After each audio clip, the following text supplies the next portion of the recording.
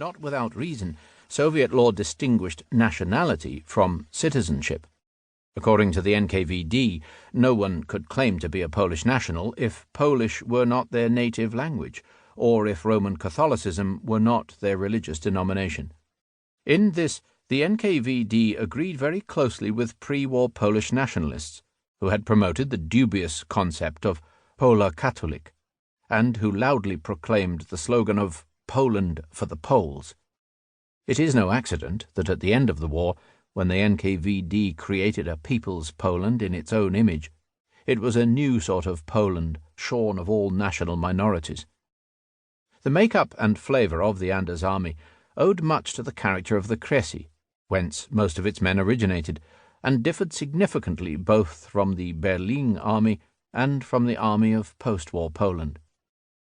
Many of the Polish citizens who joined Anders did not meet the criteria of Pola Katolik, or so-called Prawdziwy Polak, real Pole. Anders himself, who came from a Protestant family of Baltic German origin, was a clear case in point.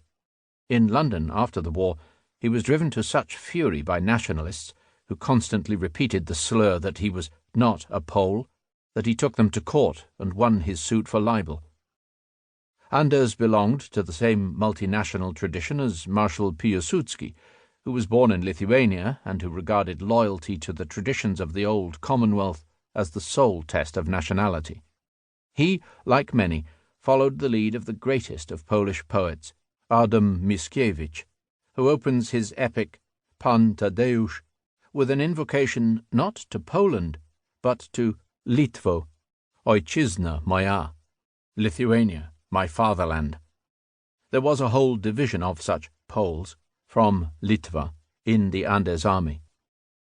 The army equally possessed a contingent of Lithuanian-speaking Lithuanians, who came together at Buzuluk and who formed their own battalion. They sang Lithuanian songs and carried their own yellow-green-red proporchik, or standard.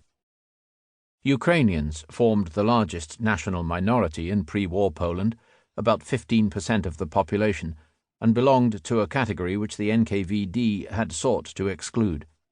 Many of them were conscripts from 1939 who had spent the next 2 years in Soviet POW camps, and many, especially from East Galicia, were bilingual, had attended a Polish school, or were the product of mixed Polish-Ukrainian marriages. They would not have had too much difficulty in registering themselves as Poles, as Roman Catholics, or sometimes as Lemkos, Boykos, or Hutsuls. No, sir, they might say, I am not a Ukrainian but a Ruthenian. They were predominantly Greek Catholic by religion. It is difficult, however, to calculate their exact numbers. Estimates vary from 5,000 to a grossly exaggerated 20,000. Many Ukrainian recruits declared themselves to be Poles in order to be accepted, and then never bothered to clarify their status.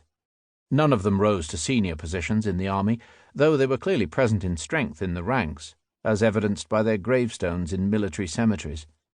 But even the gravestones can be misleading.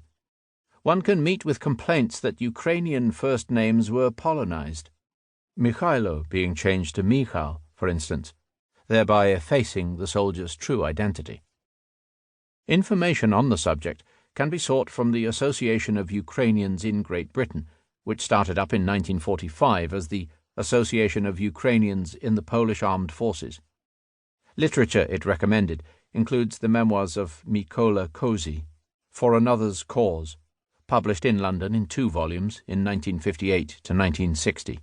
A peasant lad from the village of Bodanivka, in the district of Ternopil, Kozy mentions numerous other comrades in arms, such as Corporal Teodor Danilev, a lawyer from Buchach, Bohdan Durbak, Yuri Yenkal, and Major Volodymyr Yaniv, a signals officer.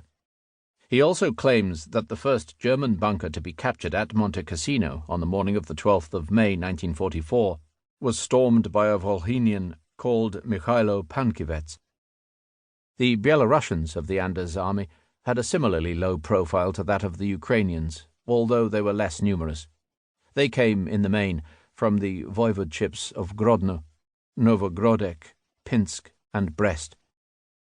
Alexander Bochka, 1926 to 2015, later known as Father Alexander Nadson.